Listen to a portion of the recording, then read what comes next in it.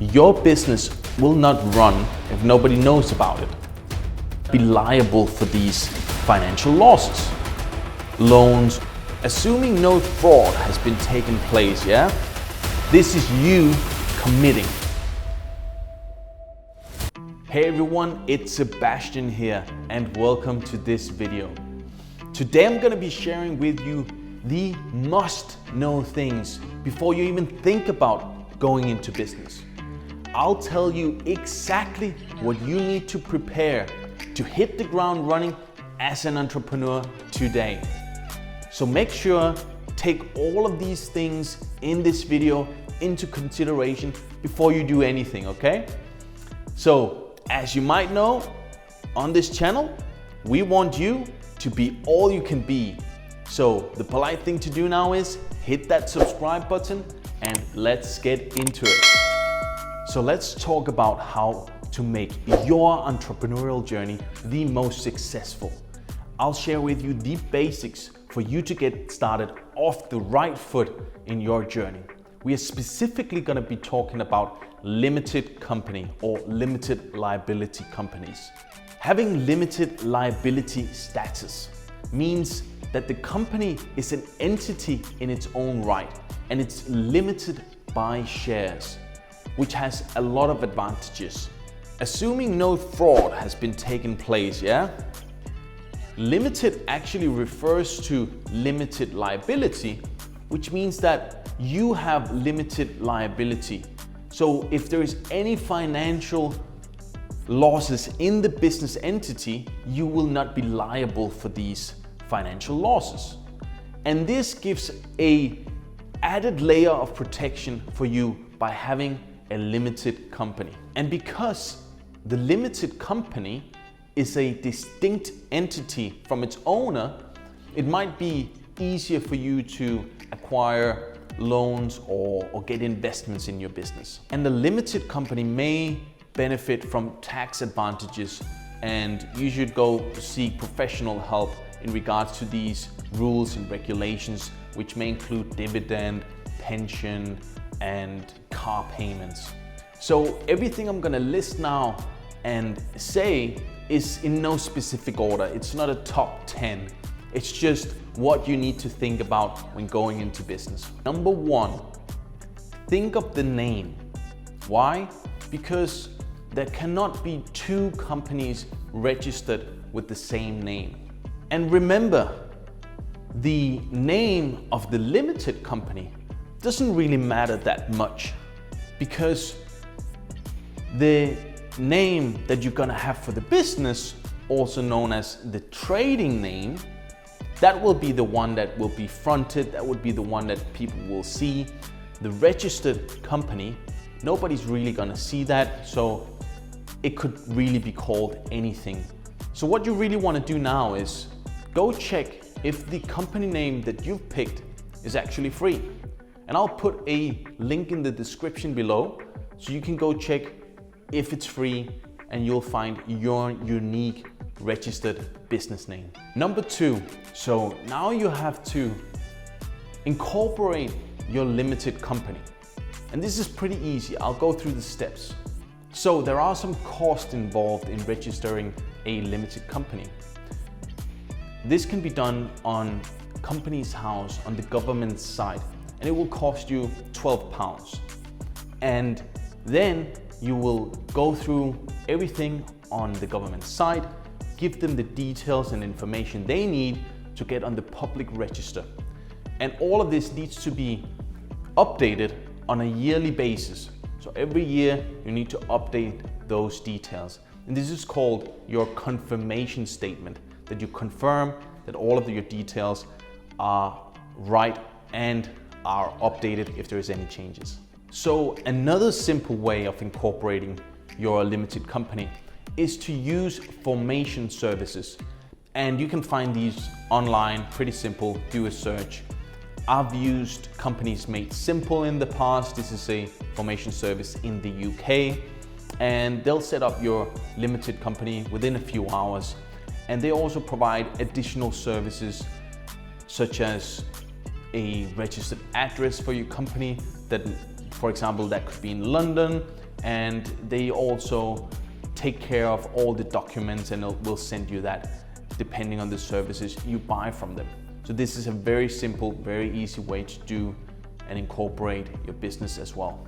Number 3, you should also look for a domain name. So if you know the name of your business, and remember, not necessarily the registered limited company name, but your trading name, whatever that is, you can go on sites as GoDaddy or others, make a search in your search bar for domain names that are free, and then look up, see if it's free, see if it matches the name that you want to call your business, and then you can pick different URLs.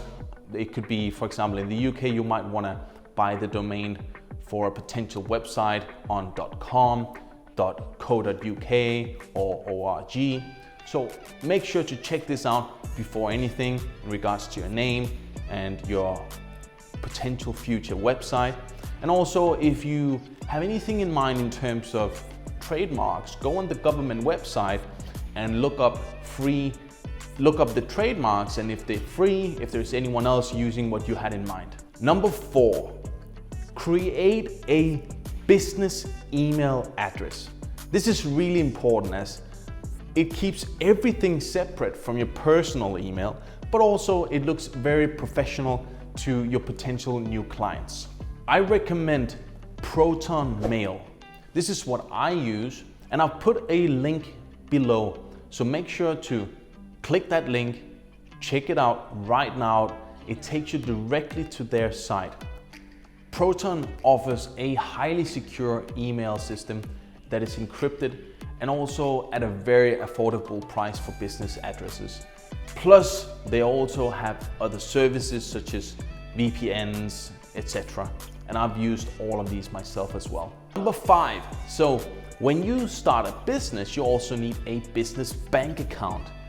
And this is separate from your personal account where you might have subscription, your Netflix, your cam girls, your zoo tickets and eating ice cream. So all of that is for your personal stuff, right?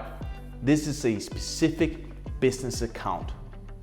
If you use one of the formation services we mentioned before, they normally have a relationship with different business banking accounts. So they will do all the initial documents, the filings, and they might have a cashback, so you can benefit from using those. So get in contact if you've already used the formation service, and they can help you set up your business bank account. If not, just search on your search bar for the top business banks where you live and just pick one of them. It doesn't really matter, they all do the same. And the business bank account, this is where you have all your outgoings and all your ingoings. So everything of money that comes into the business and everything in terms of money that goes out of the business. Number 6, so you really need a bookkeeping system. So this is really to track your finances. What goes into the business, what goes out of the business, and for what. In the beginning, when you're just starting out, you might just send your bank statements to your accountants and they'll sort out the filings, and it's very simple. But as you get more transactions through the business, you might want to consider a software that can help you keep track of your finances. You can look up the most popular ones yourself and see what fits you and your budget and your industry. I've used QuickBooks and Xero myself and other services and bookkeeping softwares. So before you go out and get this software, wait a little bit before you do this so you get some traction in the business. And when that happens, now you can go to your accountants, as they normally have deals with some of these different software providers. So wait a bit. When you get the traction, contact your accountants, as I'm sure they might be able to help you to get the best offer and the best price. Number 7, accountants. This is something we can't avoid. This is something you need. Accountants or using a bookkeeping firm will take care of all transactions and employees, etc. they'll account for all of these, and they'll take that document and they'll file it on, here in the UK, on the company's site called Companies House. These filings are a legal requirement and need to be done every year. And if you're in the UK, so in terms of accountants, I've used many in the past myself. So comment below and get in touch. I'll help you get with the best accountants that I would recommend, that I use myself. They deliver excellent services and at a very affordable price. Number 8, your business will not run if nobody knows about it. So make a one-pager, short plan of who your products or services are for and where and how you're gonna find these customers. So this is basically a one-pager marketing plan. So number 9, this is one of the most important things. This is you committing. You making a commitment to do this. So you make sure that you have a plan, a template, a blueprint from somebody that have done this in the past or are doing this. You know it works. This is very key. At least with this, you have some things to make you stay on course, to make you do the things for the business to become successful. And you can go online. There is endless of information and blueprints of different business types and industries that you can acquire and figure out how to do this, get that help, follow those instructions and make it successful yourself. But at least now you have a few bullet points of things that you need to consider no matter what business you're gonna go into. And if you're interested in learning more about achieving success in business and life, then make sure to go and check out our other videos on this channel. Again, the polite thing to do is hit that subscribe button, push the like button, and turn on notifications so you don't miss out on any high performance content coming your way.